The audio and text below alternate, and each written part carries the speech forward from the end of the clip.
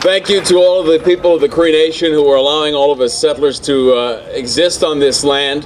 We owe you an enormous debt, and I hope that one day we will repay that debt. I want to make a few things clear. If they, and when I say they, I'm talking about the Harp-right neocons, if they can define, then they can confine.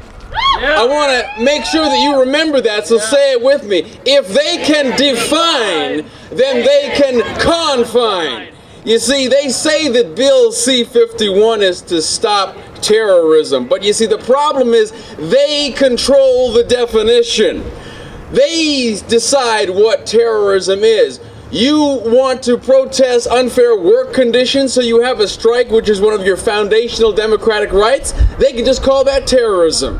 You want to protect the environment, they can just call that terrorism. You want to have a demonstration about anything to work in favor of the rights of First Nations, Métis, and Inuit people, they can call that terrorism. Because the fact is, and you know it and you already said it, if they can define, then they can confine.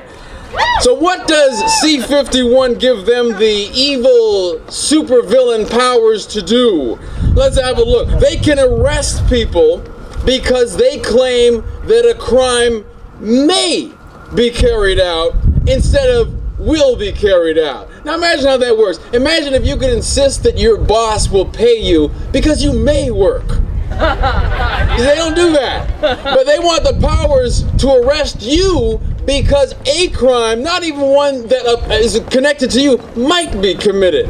They want preventative detention, which is already an attack on freedom, which is currently at 3 days. They want the power to arrest you and throw you into a cell somewhere for 7 days. 7 days, no real charges, just the claim that you may be involved with something bad. That's straight out of Minority Report, the movie, where they think they can see the future, or at least they tell you they can arrest you before you've done anything wrong.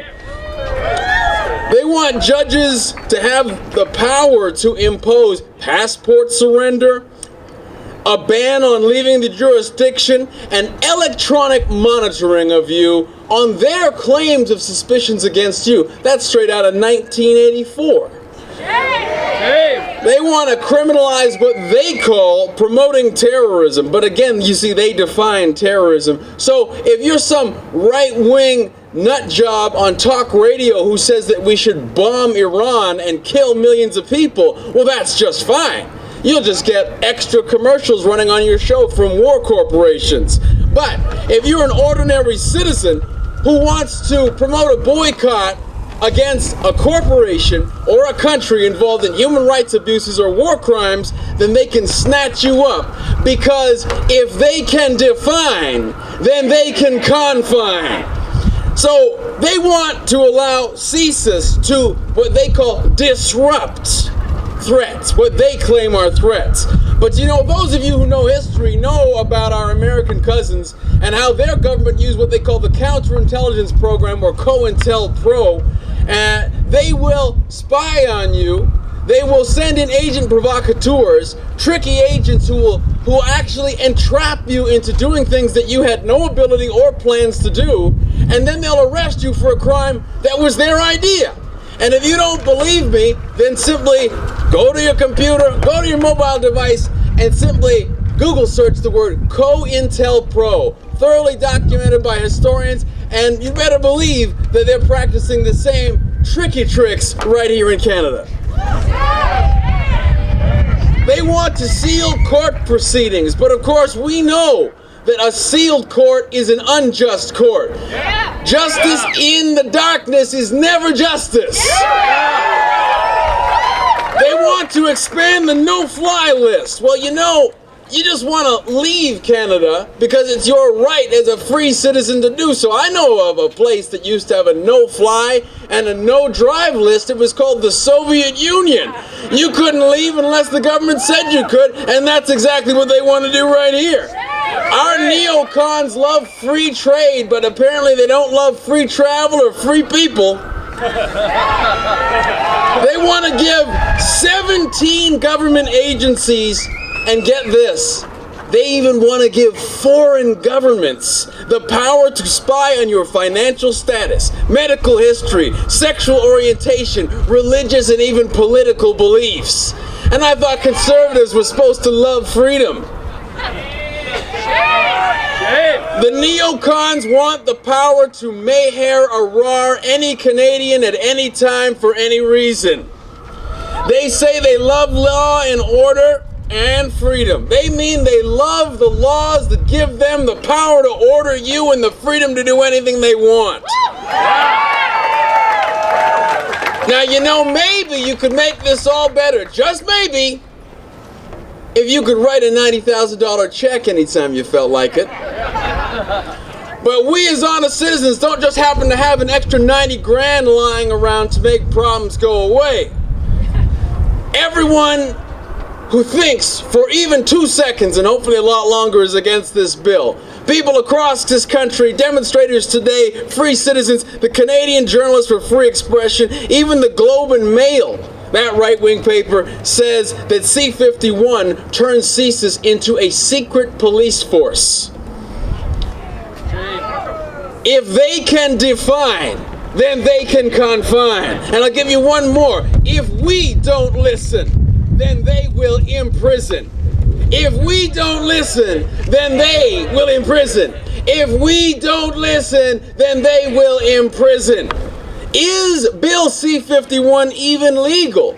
Well, the Stevie neocons, they say it's legal, but you know what? There's an Ontario lawyer who said, prove it.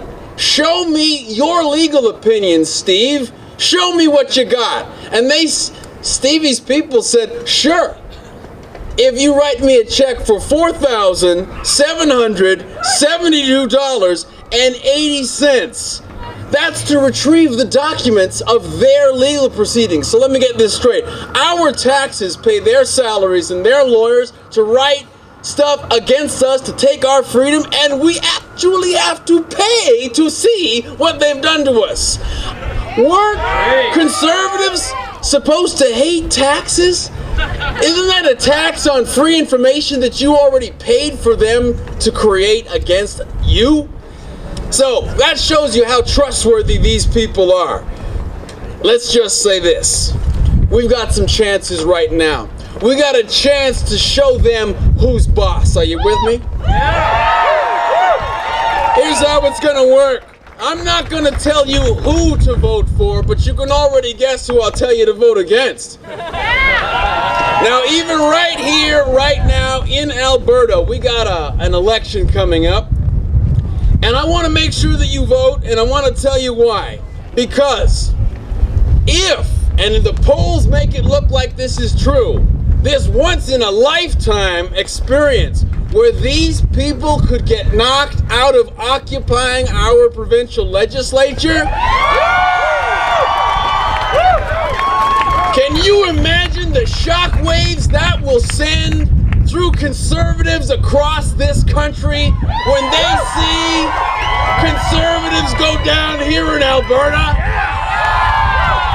You know, just for the show of hands or applause, how many of you saw Star Wars? Okay. At the very end, rebels zipping down the trench.